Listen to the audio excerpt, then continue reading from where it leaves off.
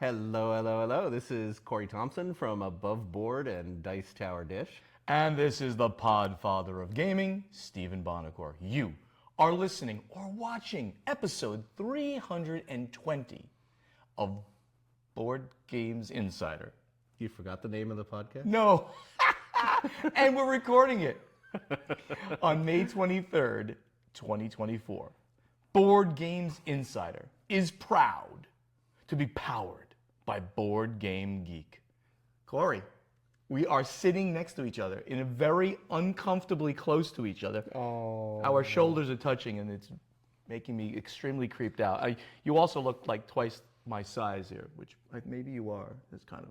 I can put my hand on your knee. No. We don't want that. We don't want that. It's a family show. But why are we here, Corey? We're here literally in the same location with this beautiful background of board games. Yeah. What's going on? What's happening? So we are at my house in Santa Rosa, and we've had a whole bunch of people in and out of the house, but we're in anticipation of the largest board game convention in California, KublaCon, which literally starts today.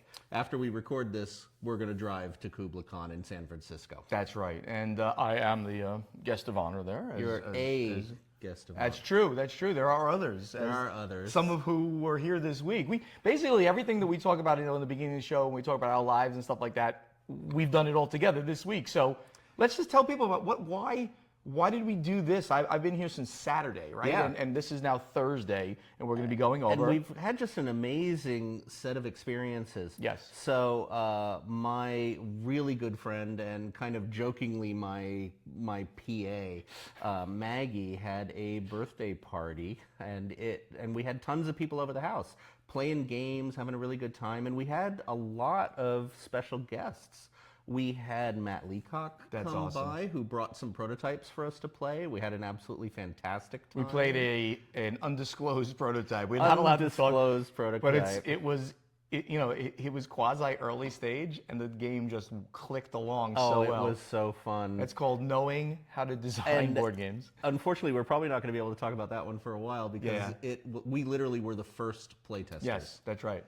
And we had people from Asmodee here, and we played an unreleased, near-to-publication game from Asmodee that absolutely blew my mind. It really is amazing. It's based on another major IP, and it just tells the story so well of that, obviously in the format of the game. I was so impressed with that game. So me too. But that's going to actually release soon, air quotes on soon. They'll announce it in the near future. They'll have some of those at PAX Unplugged. I will be the early first release at PAX. person buying that game, and it's an official release in January. I know we're being very vague on this, but literally we can't. And I do apologize about that. There's things we're just not allowed to talk about. Yeah, but it was so much fun. After the birthday party, which was last weekend, we had a whole bunch of guests in and out, and we played in Napa Valley doing touristy stuff. So we had Teresa Duringer, who's the founder and lead programmer for Templegate Games. Absolutely fantastic. She is amazing. Company that makes board game apps. They make the Dominion app, Roll for the Galaxy, Race for the Galaxy, and Ascension. And we're going to give them a special plug. I love Teresa. She's so freaking smart. Templegate Games, if you're at all interested in those games. And I have a copy of the Dominion app. It is so smooth, so slick. You can play like ultra basic Dominion, or you can play it with all the expansions. It's so well done, that app. And the Dominion app actually learns how to play Dominion. You can feed the app expansions, or not you, but the programmers can feed the app expansions that aren't released yet, and it learns how to play them. It's pretty amazing. And it's really good at it. It's so cool. Yet another good use of AI. Yeah. It's pretty slick the way it's doing that. And we had board game designer and industry powerhouse Kathleen Mercury, which was so amazing. We were just having such a good time. Kathleen is a good friend for both of us. We've known her for a long time. Fantastic. And absolutely the most hysterical person ever. We laughed nonstop the whole time we did anything. She's a joy to be around. She really is. Sadly, she just came to hang out for a couple of days post the party and not going to KublaCon. So I assumed she was going to travel on to KublaCon, but she's not going to go. She's going back home. She's got a whole bunch of things. So it's nice. She just spent a couple of days hanging out here with us. It was very cool. It's been absolutely incredible. Yeah. So, but right now we are just so excited about heading over to KublaCon. Yeah. And we'll be going today and staying through Monday, meeting up with all sorts of designers and friends. It's one of my favorites. It's a really, really nice convention at the San Francisco airport in Burlingame, California. Right. And I'm completely new to KublaCon. I've always wanted to go. So finally, Aldo, who is one of the owners of KublaCon, invited me to be a guest of honor, and I think it's going to be great. And hopefully, as we always talk about, I mean, this won't drop until after, but hopefully we'll see lots of people who listen to us there. I've already had some people send me notes. So Yeah, we're likely going to record something. we're going to record something there, without a doubt. Something. We don't know what, but honest truth, we never know what we're going to record week after week anyway. Do we? I don't know. Do we have these show notes that I'm looking at right now? I'm pretty lost. It's lucky it's at my house, or I wouldn't even know where to show up. I'd be remiss not to mention Remiss not to mention the amazing wine experiences we've had since we've been here. We've done the whole Napa winery thing, and then yesterday, in a surprise event, we went to the Russian River Brewing Company for beer, and they brew one of the greatest beers in the world. I mean, if you see beer ratings and things like that, it's called Pliny the Elder. Fantastic. I had a beer flight of 25, 26 beers. Yep. They're 2 ounces each, so it's not like little teeny things, but a million little teeny glasses. I'm showing it on the screen, and literally it was like this big in 2 rows, the amount of little baby glasses. It was so good. A religious experience for Steven. He just zoned out. I'm like, guys, give me a minute. I know we want to eat Kathleen food, and I want to play a game. So, what are you doing, Kathleen? They just talked for about 15 minutes until I went through, tasted each one of the beers, and then we played some games at the brewery. Absolutely. It was super fun. So that's it. That was a combined what's going on in Corey's life, what's going on in my life. Let's get over to the event deck. All right, so we have a couple of major stories going on today. Yeah.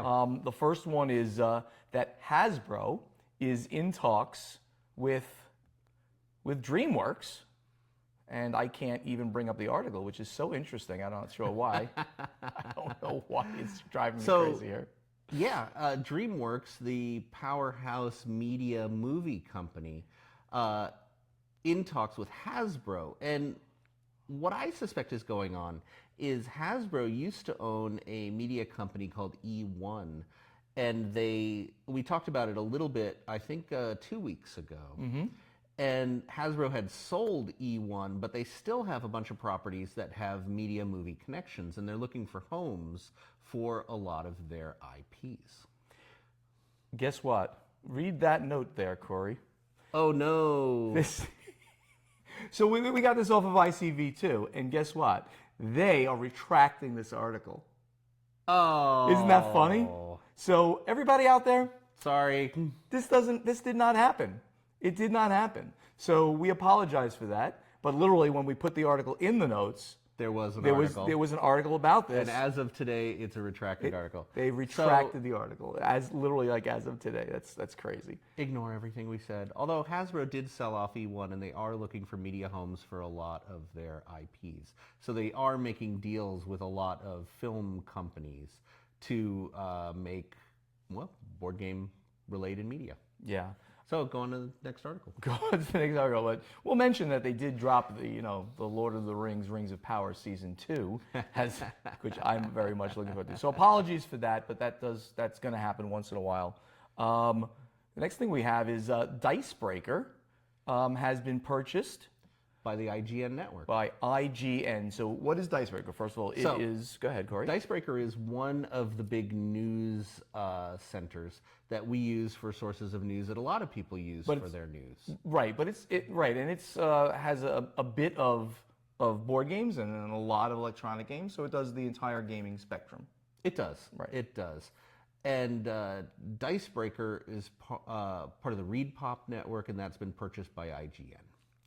So IGN Entertainment, of course, has been a news source, a consolidation source for the video game industry for decades.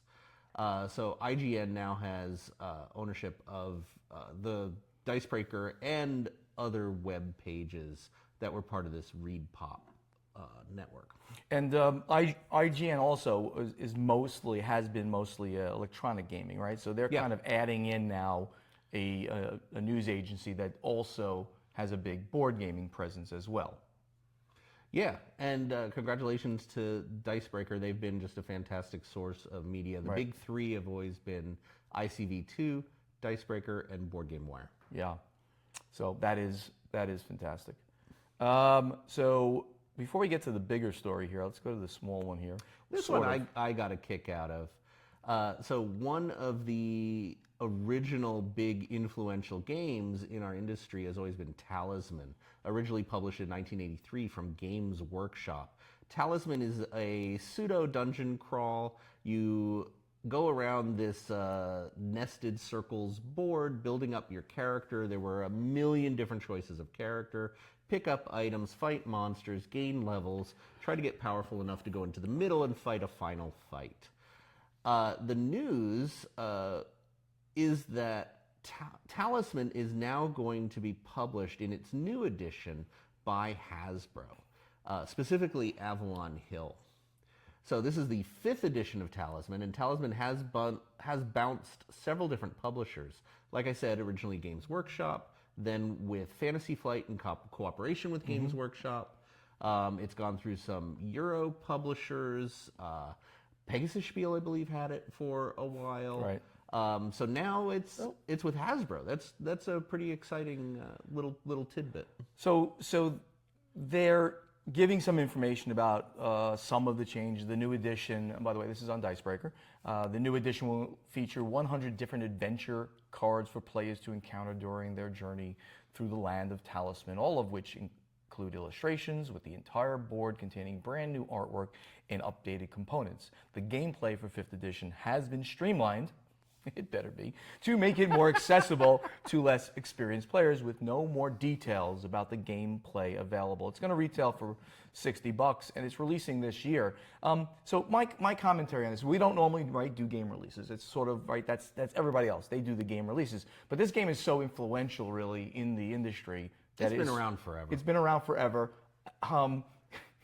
I'm specifically have never been a fan of Talisman, though I played it a lot back in the day. Oh, because loved it. It was the only game in town, no pun intended, for this kind of thing, this quasi dungeon crawl, quasi almost role playing thing.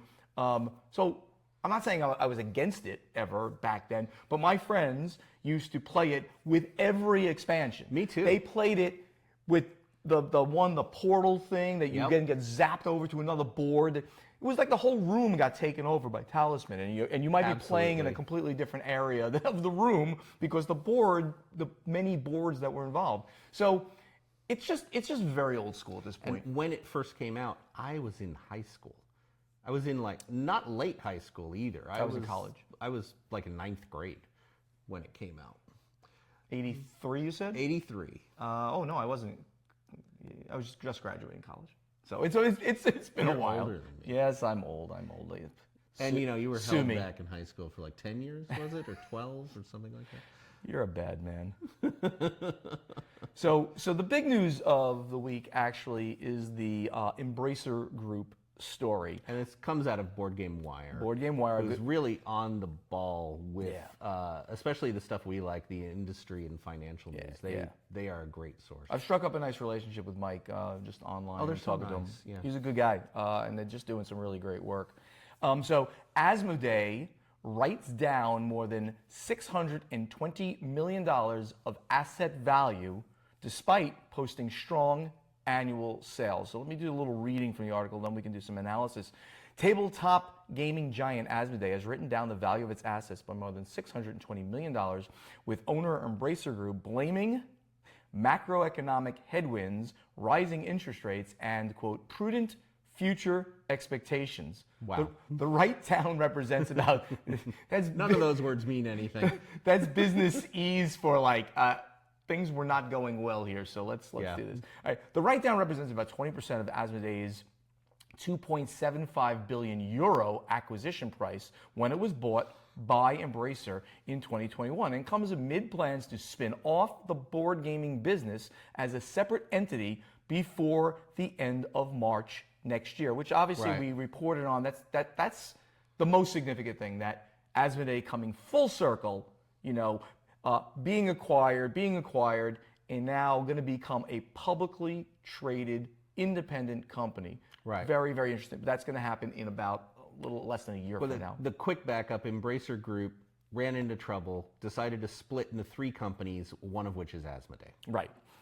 And by far the one that has the most chance of long-term viability. The profitable bit. Yeah. I mean, and just to kind of back up there, Middle-earth Enterprises, which is also going to be separate, is also very profitable, but they couldn't just... They're newly acquired, so there's a lot of... Yeah. And they couldn't just handle the huge debt load that Embracer is going to saddle Asmodee with. Saddle is a bad word maybe, but they're going to have to pay down all this debt. Meanwhile, they've reestablished the value of the business by writing down quite a bit of the value of the company as it is. Altogether, the pieces of Embracer are being, can I say devalued? You keep saying writing down, and it's basically reestablishing the value of the company, especially the portion of the company known as goodwill, which is this unmeasurable value. But it's down over $1 billion in value. To give a brief thing, so when on the business side of that, when Asmodee's obviously their business, right, was their primary business over the last 15 years has been to acquire businesses. They're acquisitory. Yeah, they're acquisitive. They're acquisitive. That's a word that they actually used in the Embracer release, acquisitive, which is English, but nobody would use a word like that. Anyway, so when you buy businesses, you often overpay for them because you believe that the expected return is going to be more than the current value. So you overpay, and that's a standard, normal thing. So they've overpaid for things, but now they've written some of these things down to give them a more realistic value. So they write off the goodwill that was created, which is a book entry called Goodwill. Very odd thing, but that is the way it works. Asmodee did show some good numbers in this entire thing. Their tabletop business sales increased 13%, which is particularly significant in this current market, to about $1.38 billion US. In this most recent quarter. Right, in this most recent quarter. So they've had some good numbers in all of this. So we're talking total value of the Embracer properties has been downvalued, but the current revenue, the current income from especially Asmodee is up. Yeah. So one notable quote from the Embracer CEO, Lars Wingfors, he said that, quote, Asmodee is still expected to generate mid-single-digit organic growth, so 5%-ish, in addition to any acquisitive growth, there you go, with an expanding adjusted EBIT, earnings before income. That's sort of your net profit. Adjusted EBIT margin in the coming years. So the one thing that I took out of that sentence, well, the two things is they expect growth. Yeah. Slow growth, but they expect growth, and that they may be going back toward the acquisition cycle because they might have acquisitive growth. What a dumb word that is, but it means they're thinking about buying someone. It sounds like that might happen again. So we certainly look forward to hearing more about that. That is a big deal because when things started to go south with Asmodee, Embracer, they very quickly tied all the purse strings and said no more acquisitions. And there were some in progress that got killed. There were some in progress that we actually are aware of that had to essentially be like, sorry, we're not going to continue down the road with you, company that expected to be acquired. Yeah.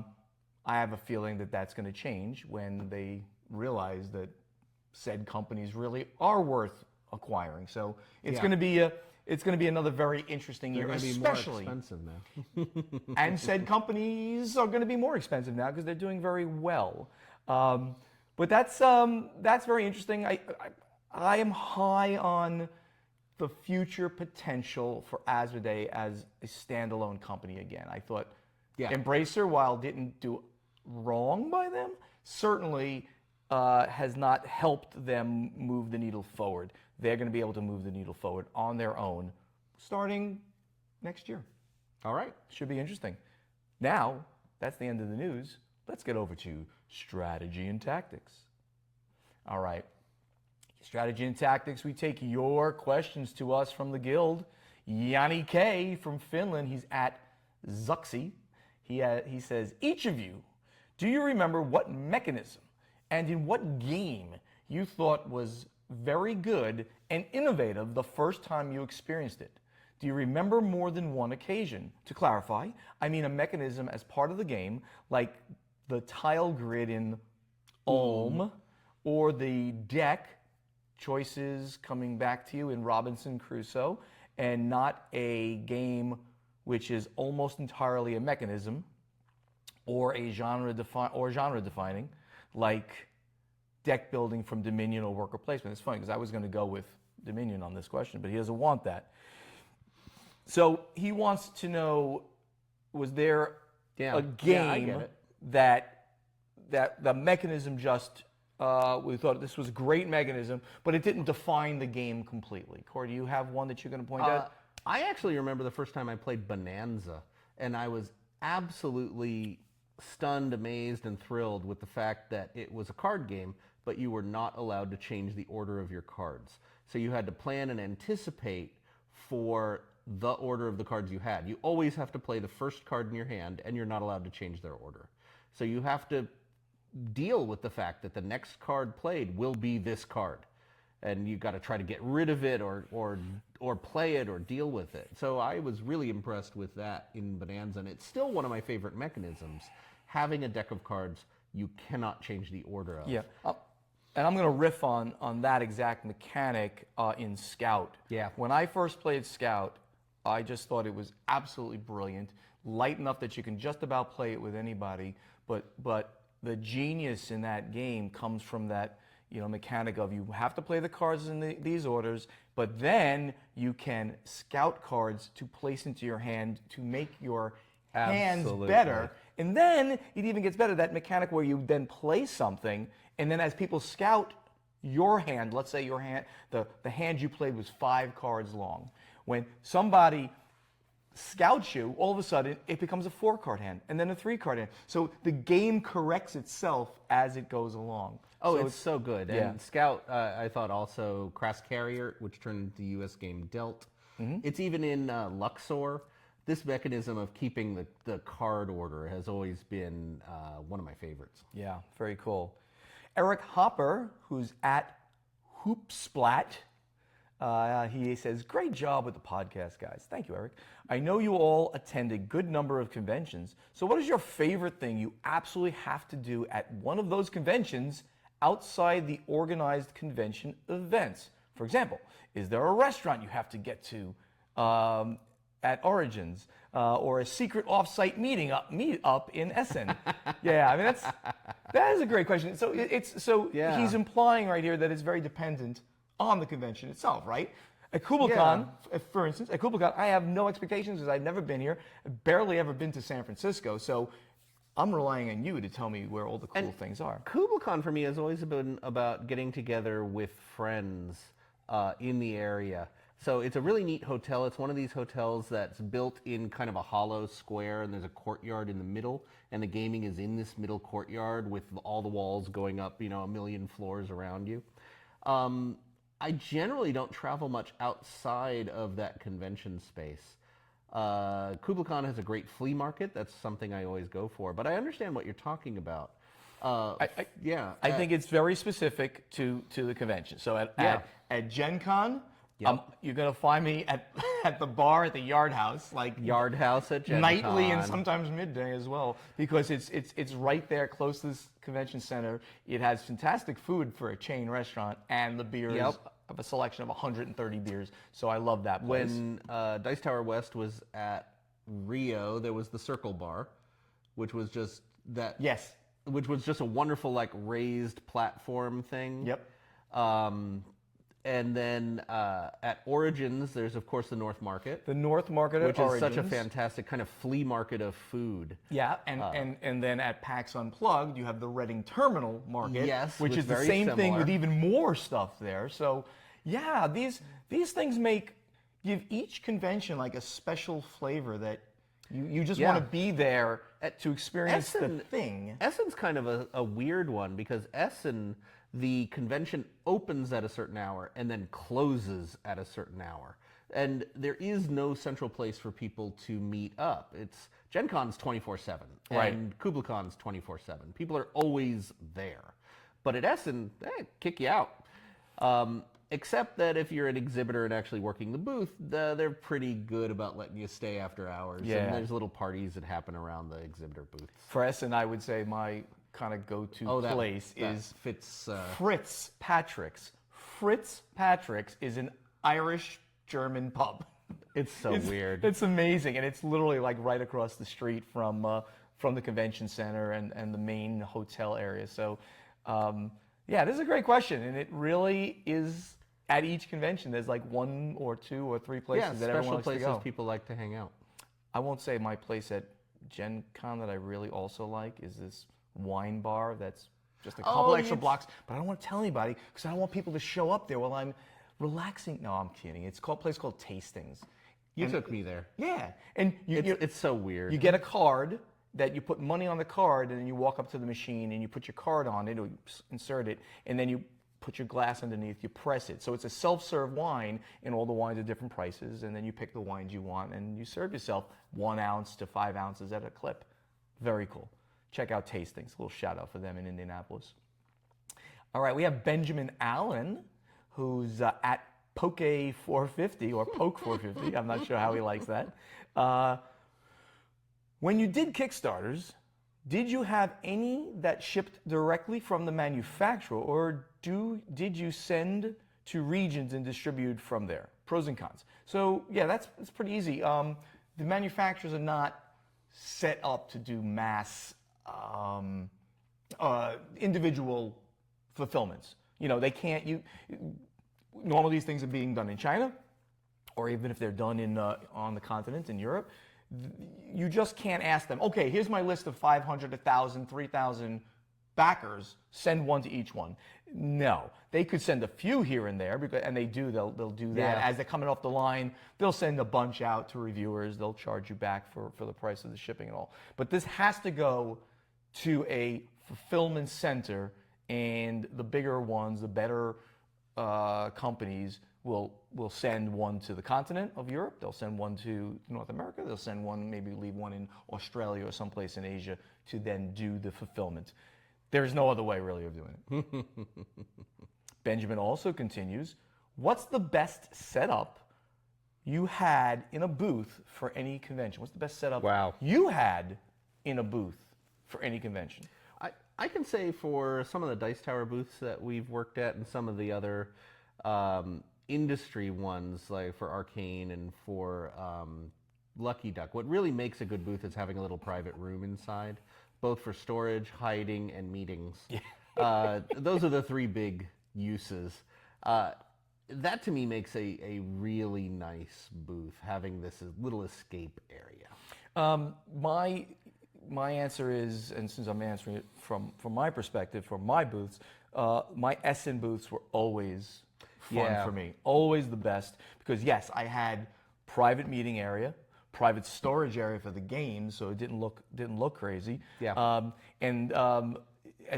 points during my booth setup, I would be like at a table taking meetings. People could still see in, so it was still like a very approachable thing. They would see me speaking to another publisher or to a designer, and it was just outside of the game area. So I love that. There were points, of course, toward the later thing where we expanded very large, so we had to take that whole room and make it a separate room, so people weren't tripping over us as they were going to get games and stuff. But that's my favorite booth I've ever done. Or the ones I did at Essen. That's a good point. Is most of these really nice booths with a tiny little room within the booth have been at Essen. I don't know why that is. If it's a price point, a structure point, more access to parts and modular bits, but it always seems to be Essen. I'll tell you one reason. It's so much cheaper. Got it. So Essen, the Spiel, we should say it right, the Spiel in Essen, Germany, they actually like you. The convention itself likes the publishers. They like the attendees. They treat them very well, unlike certain other conventions of note. And their pricing is actually very reasonable on all the levels. The pricing for the badges for the individual attendees and exhibitors, while having gone up dramatically in recent years, is still much cheaper than US-based conventions. The space that you rent is much cheaper. They do have some odd rules about the walls and stuff like that. That's the thing, Essen piecemeals. So you get a cheap booth space, and you're like, wow, this is really cheap. And they say, well, you know, if you want internet, it's this much more. If you want power, it's this much more. If you want sign, it's this much more. If you want walls, and by the way, you have to have walls, fake little cubicle walls. They enforce that. They enforce it. You have to have walls around your booth. But I don't think there's a publisher that will tell you that the major North American conventions are better than the Spiel in Essen. Everybody loves that thing. Again, as long as it's they this can work attitude of whether they want you to be there and are excited to have an exhibitor, or whether they are barely allowing you to be there if you pay them. Yeah. Let's take another question. Benjamin asks again, which conventions do you like better? The big ones or the small ones? I just went to the UKGE for the first time, and it reminds me of Gen Con. Which is very big. It is big, and he said it reminds me of Gen Con. But I also go to a local one called Grand Con. Okay, so this is in Michigan. I know Grand Con Michigan, well. right? Grand Rapids, Michigan is run by a good friend of ours. Which is on the smaller side, and I feel they both have their benefits. So, Corey, which conventions do you like to go to better? This to me is easy. I don't think it's size. I mean, there is a little bit of that because I've been told size matters. No, it doesn't. It doesn't matter. I don't know what he's talking Not about. the size of the ship, it's the motion of the ocean. Don't know what you're talking about. Go ahead, please. So I think it's the style of convention. There's definitely conventions that are shopping conventions. There are conventions that are business conventions, and there are conventions that are playing conventions. I generally like a mid-sized convention, although my very favorite convention is outside of the gathering, which I'm not sure I would even call that a convention. It's not. You can't call it. You shouldn't call it a convention. It is in my just opinion. playing games, but a lot of business does happen. Essen is my favorite convention. Okay. And it is huge. It is literally the biggest.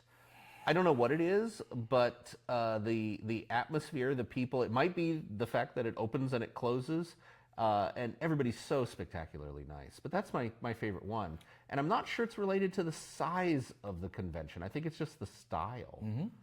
My favorite big convention would be Essen, the Spiel. But I like, as you mentioned, that mid-size, we're going to call it the regional conventions. Yeah. I'm assuming BGG Con is an absolutely fantastic convention focused on the playing.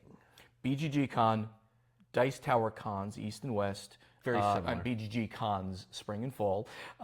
Kubla, I'm assuming, is going to be an amazing con. It's also considered a regional convention of about 4,000 people, so it's maybe the biggest of all the pretty regionals. decent. But these are the best, and the reason I like them best, now we're not talking in business perspective, we're just talking about enjoyment perspective. Yeah. The reason I like these the best is because there's so many people that there's so many people that you can play with. It's reasonable to get game space and to play games, and then everybody can find each other in the evening.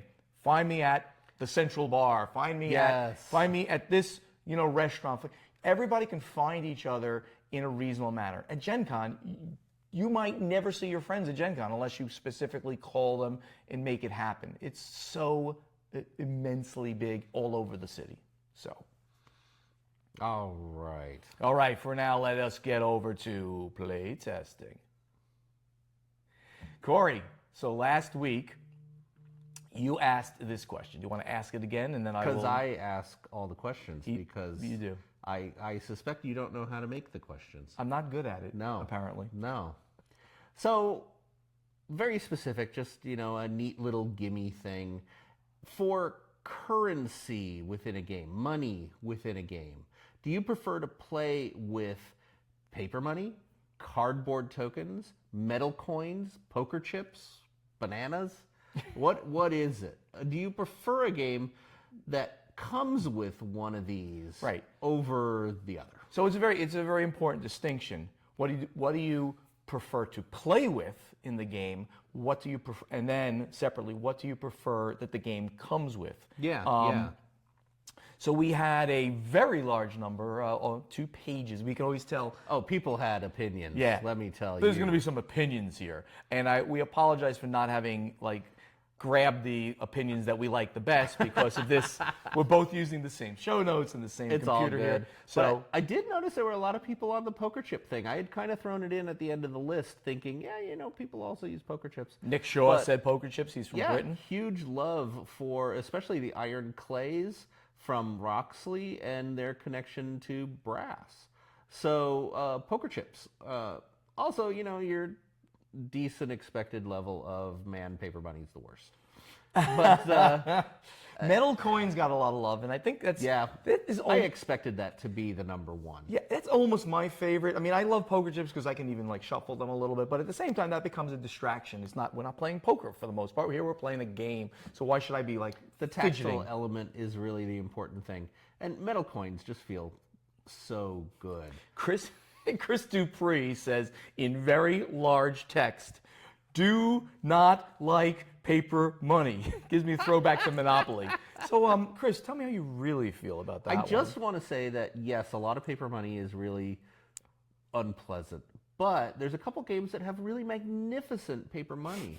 The one that I usually bring up is the old Gale Force 9 game Firefly. Had amazing paper money. I would play with that over anything. Peter Haraldson, he says, best to worst, poker chips with heft, metal coins, then cardboard tokens. Was there a fourth option? I don't think so. No. So not even going to rate paper money. Not even. So, but again, I'm going to bring up the fact that all of the Freedom and Freeze games from 2F Spiele, every game he's ever designed comes with paper money because he absolutely likes them, and I never even got out of him why he likes it, if it's a nostalgic thing. I think he literally just likes playing with the paper money. Kevin Martin, who's at Eggblade, says, if it's a gambling game like Wits and Wagers, Ready, Set, Bet, then I will use real clay poker chips. I agree. They just feel so good. And he goes on to say, I ditch the cheap feeling cardboard or plastic chips.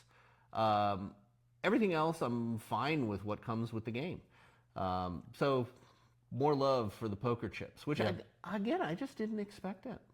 Yeah, it's funny. Most people didn't really address too hard what's coming, what do they prefer to have in the box. I think in the end they prefer whatever will keep the cost of the game down. And in the metal, we have a million games with all these beautiful pieces. We can just go get some. So. I always buy the metal coins. I'm terrible about that. And I have just buckets of metal coins, unassigned to games, just buckets of metal coins to grab. So really good answers, but I think some of it was a little expected there. And Corey, again, of course, you have the question for this week, so why don't you tell us what you are, what you're going to ask the audience here. So there's a game convention coming up. We're going to be at KublaCon. I didn't know that. So yeah. Really? Yeah, we're going. Are we going today? Today. Oh, that's awesome. Yeah. Well, I mean, I'm going, and you should be in the car, or else you're not going to get there. You could just leave me here with your wine cellar, and I'll be fine. You'd be all right. I think you'd be happy. So, my question is, at game conventions, how much time do you spend actually playing games? Is the convention about the games?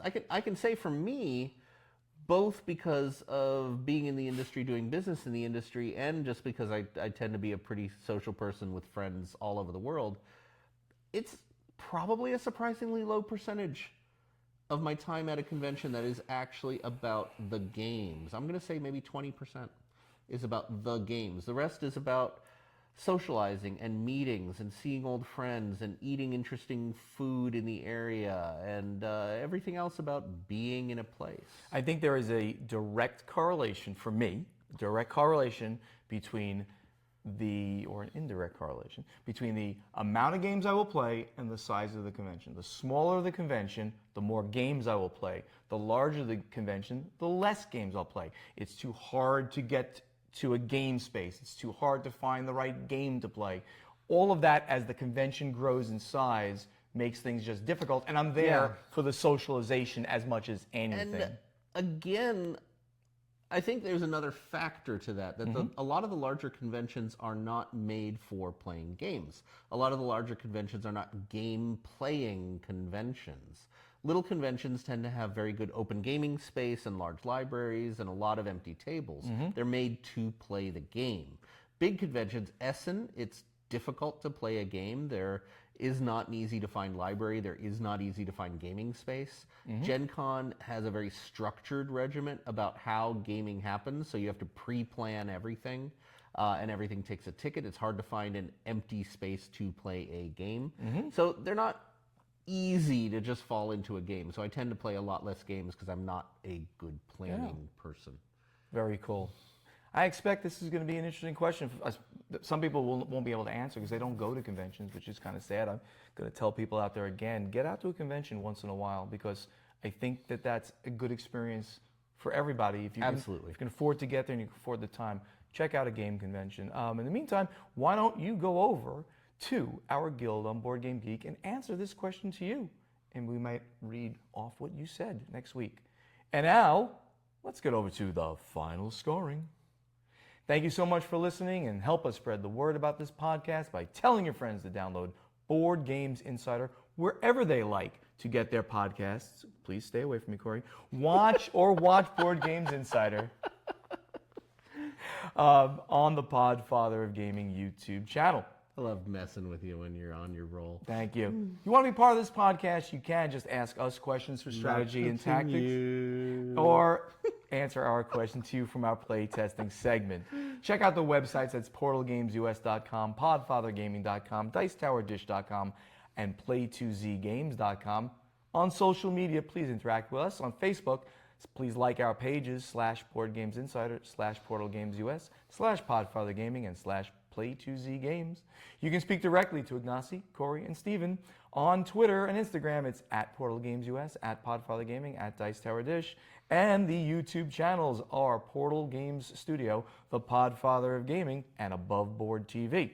On TikTok, Ignacy's alone, Portal Games US. We really love to see you at an upcoming convention. Hopefully we'll see people this week at KublaCon, and then the next one after that will be Origins. I'll be there. You're I'll gonna be at Origins. That's going to be fun, coming right up very soon after this. Board Games Insider was professionally edited by Joshua Bowman from Tabletop Submarine Podcast. If you want your podcast edited by Joshua, reach out to him at tabletopsubmarine@gmail.com. And that great voice you hear doing the intro, the outro, and the in-between segments is that of Ray Greenlee, and he can be contacted to do your voiceover work at raygreenleevoiceover.com. Corey, we have come to the end of another amazing episode. So fun. Episode 320. Anything else you want to say to our esteemed, wonderful, loving listeners? That silence you hear is Corey Thompson not being able to think on his feet. Well, I can say from above board, we've got some really exciting things that are getting filmed soon. We're going to be filming board games while covered in honeybees, which I'm really looking forward to. That's probably going to film inside of the month. And we've got an ongoing D&D campaign that we are filming episode after episode with some very special guest stars. That is very cool. So hopefully that'll come out pretty soon too. We filmed a couple of them. We're going to film a grand total of, I believe, 6 of them. That is just amazing. It's such a blast. Love We're the having work. so much fun. Love the work that you guys are doing there.